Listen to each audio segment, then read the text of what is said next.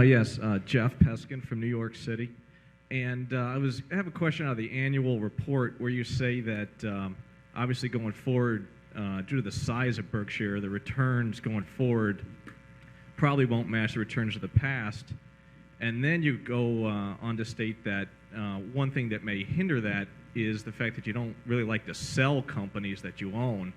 And I would just like to know what the reasoning is in that if you've got a company or investment that you don't think is going to do as well as where you could put the money going forward, what really the reasoning is for holding on and not redeploying the money elsewhere. Yeah.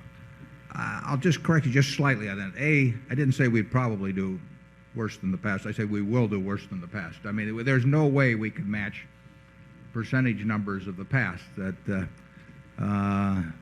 we would, in a period that would not take that long, we would, assuming we paid out nothing, we would gobble up the whole GDP, which is something we may think about occasionally, but we don't really expect to accomplish. And the second point that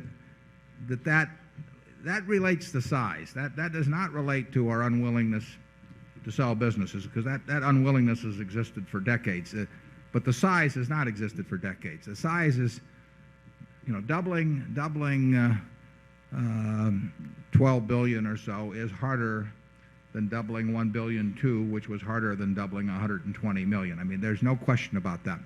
So eventually, well, already it will be a drag on performance. It doesn't mean that the performance will be terrible, but it does mean that 23% is an historical figure that has no predictive value.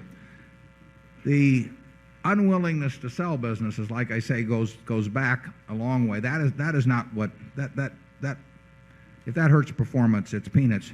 That's simply a function of the attitude Charlie and I have, is that if we want to live our lives, we find it a rarity when we find people in the business that we want to associate with. When we do find that, we enjoy it. We don't see any reason to make an extra 0.5% a year or 1% a year. Don't try us on higher numbers, but we don't see a reason to go around ending friendships we have with people or contact or relationships. It just doesn't make any sense to us. We don't want to get committed to that sort of activity. We know we wouldn't do it if we were a private company. Now, in Berkshire, we feel we've enunciated that position. We want to get that across to everybody who might join with us, because we don't want them to expect us to do it. We want them to expect us to work hard to get a decent result and to make sure that the shareholders get the same result we get and all of that sort of thing. But we don't want to enter into any implicit contract with our fellow shareholders that will cause us to have to behave in a way that we don't want to behave. If that's the price of making more money, it's a price we don't want to pay. There's other things we forego also, but that is the one that people might disagree with us on. So we want to be very sure that everybody understands that going in. That's part of what you buy here, and I don't think it'll hurt performance that much anyway, but to the extent it does, it's a limitation you get with us. Charlie?